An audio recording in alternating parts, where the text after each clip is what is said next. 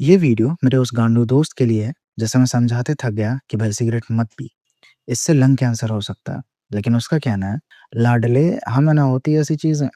भाई तुम्हें पता नहीं है कि सिगरेट कैसे कैंसर कॉज करता है, इसलिए तुम ऐसा बोल रहे हो। चलो अभी समझाता हूँ, लेकिन समझाने के बाद फिर मत पीना। सिगरेट से निकलने वाले स्मोक में बहुत सारे केमिकल्स होते हैं, जिनमें से रफली 70 केमिकल्स कार्सिनोजेंस होते हैं। मतलब ऐसे केमिकल्स जो कैंसर कॉज करते हैं, जैसे polycyclic aromatic hydrocarbons, nitrosamines, formaldehyde, benzene, acrolein. ये सब सुनने में केमिस्ट्री क्लास जैसी चीजें लगती हैं, लेकिन ये वही केमिकल्स हैं जो अंदर जाके तमाशा करते हैं। ये केमिकल्स सिगरेट के स्मोक के साथ हमारे माउथ के जरिए से एयरवेज और लंग्स में जाते हैं, और ये सबसे पहले जिसके कांटेक्ट में आते हैं वो है लंग्स और एयरवेज के एपिथेलियल सेल्स। अब ऐसा है कि ज़्यादातर केमिकल्स डायरेक्टली हार्मफुल नहीं होते, लेकिन बॉडी इनको लेस डेंजरस बनाने के चक्कर में उल्टा ज़्यादा डेंजरस बना देती है। इसका ये मतलब हो गया कि बचाने गए थे लेकिन खुद ही डूब गए। लेकिन ये कैसे हो सकता है?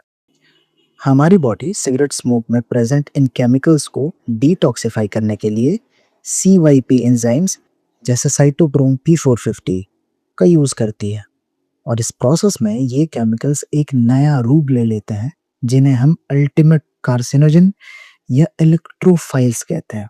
ये इलेक्ट्रोफाइल्स बहुत ज़्यादा रिएक्टिव होते हैं, और इनका एक ही डायलॉग होता है, डीएनए डीएनए कहाँ है, कहाँ है DNA DNA DNA DNA DNA चाहिए, पीने दे दो यार, डीएनए डीएनए। अभी ने तलाश है डीएनए की, जिससे ये बाइंड हो सके। और इस तलाश में इनकी नज़र पड़ती है लंग्स और एयरवेज के सेल्स पर, जो बढ़िया मेंटोस जिंदगी जी रहे होते हैं। ये इलेक्ट्रोफाइल्स लंग्स और एयरवेज के सेल्स के डीएनए के बेस पेयर्स के साथ जाकर लिपट जाते हैं। स्पेशली गुआनिन से इनको कुछ ज़्यादा ही मोहब्बत होती है, और इस अटैचमेंट को हम डीएनए अडक्ट कहते हैं।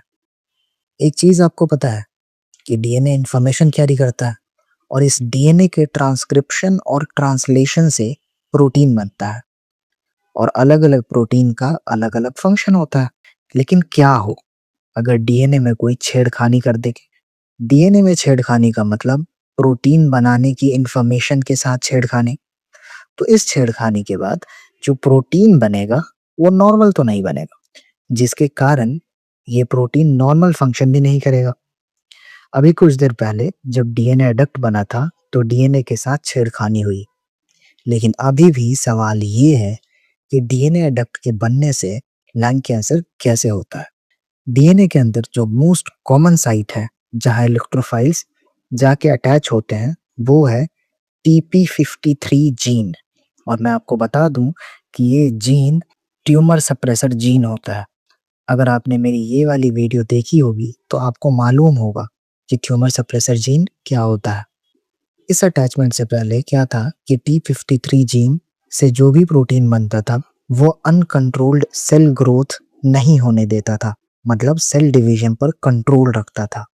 लेकिन इस अटैचमेंट के बाद अब जो प्रोटीन बनेगा वो कुछ अलग ही बनता है, और ये प्रोटीन सेल डिवीजन को कंट्रोल नहीं करता। इसका सीधा मतलब यही है कि अब सेल डिवीजन को रोकने टोकने वाला कोई नहीं। अब तो बस सेल्स बनते चले जाएंगे, और इससे जो सेल्स का मास बनेगा उसे ही हम ट्यूमर कहते हैं। अभी मेरा एक आपसे सवाल है, आपको क्या लगता है कि ये जो अनकंट्रोल्ड सेल डिवीजन से सेल्स का मास बना है उसके अंदर का डीएनए नॉर्मल होगा या एबनॉर्मल? सोचो जरा। जब सिगरेट के हार्मफुल केमिकल्स हमारे बॉडी में जाते हैं तो ये डीएनए के साथ बाइंड करके डीएनए डक्ट्स बनाते हैं। अब नॉर्मली हमारी बॉडी के पास रिपेयर सिस्टम होता है जो इस डैमेज को ठीक कर देता है। लेकिन अगर ये रिपेयर नहीं हुआ तो जब सेल अपना डीएनए को कॉपी करेगा सेल डिवीजन के एस फेज में, तो ये डैमेज एक परमानेंट म्यूटेशन में कन्वर्ट हो सकता है। और एक बार ये म्यूटेशन फिक्स हो गया ना, तो अब ये हर नया बनने वाला सेल में कॉपी होता रहेगा। ये ज़रूरी नहीं है कि इलेक्ट्रोफाइल्स हमेशा डीएनए के साथ चिपके रहे। प्रॉब्लम एक्चुअली उनकी वजह से हुआ म्यूटेशन है। अब अगर ये म्यूटेशन उन जीन्स में हो जाए जो सेल डिवीजन को कंट्रोल करते हैं, जैसे कि TP53, तो सेल्स का कंट्रोल सिस्टम फेल हो जाता है, और फिर क्या होता है? सेल बिना कंट्रोल के डिवाइड करना शुरू कर देता है और धीरे-धीरे एक पूरा मास बन जाता है, जिसे हम कैंसर कहते हैं। इसका मतलब सिंपल है, कैंसर सेल्स का डीएनए नॉर्मल नहीं होता, बल्कि म्यूटेटेड होता है और वही म्यूटेशन उन्हें अनकंट्रोल्ड बनाता है। ये तो आपने समझा कि कैसे ट्यूमर सप्रेसर जीन में म्यूटेशन होने की वजह से ट्यूमर कैसे बना। लेकिन 2 और चीज़ें हैं जो लंग कैंसर को अग्रेसिवली प्रमोट करती हैं, जिनमें से पहला है बहुत सालों से सिगरेट पीने की वजह से लंग्स के टिश्यूज़ में इन्फ्लेमेशन हो जाता है, जिसकी वजह से डीएनए डैमेज होता है।